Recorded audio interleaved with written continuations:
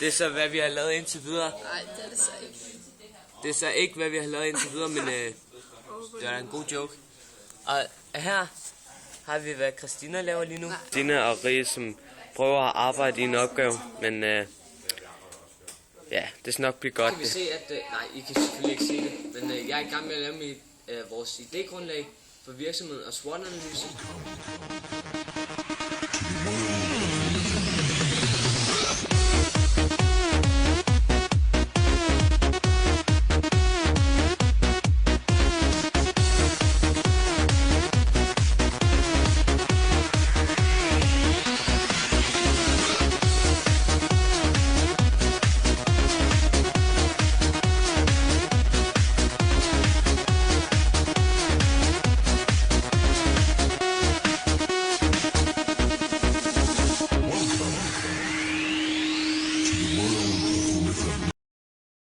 Morgen, så er vi her igen, og i dag der får vi hjælp af Annette.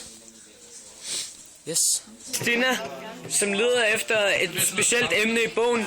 Hvad leder vi efter, Christina? Idéer. Det er rigtig godt, det der, Christina. Fortsæt. Keep up the good work. Christina og Sabris store næse. Vi prøver virkelig at arbejde godt, men selvfølgelig så skal der også være plads til sjov en gang imellem.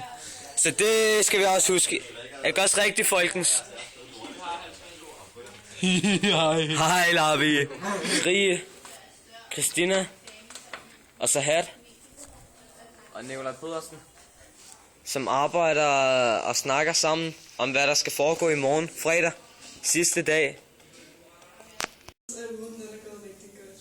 Vi har haft sådan et godt samarbejde, og vi har fået lavet ret meget også. Så jeg ved ikke, hvad jeg synes. Ugen den er gået rigtig godt. Vi har arbejdet rigtig godt som gruppe, og vi har fået lavet hele opgaven til fredag. Vi har været en tyrkisk restaurant, som skal ligge i Klampenborg på Strandvejen.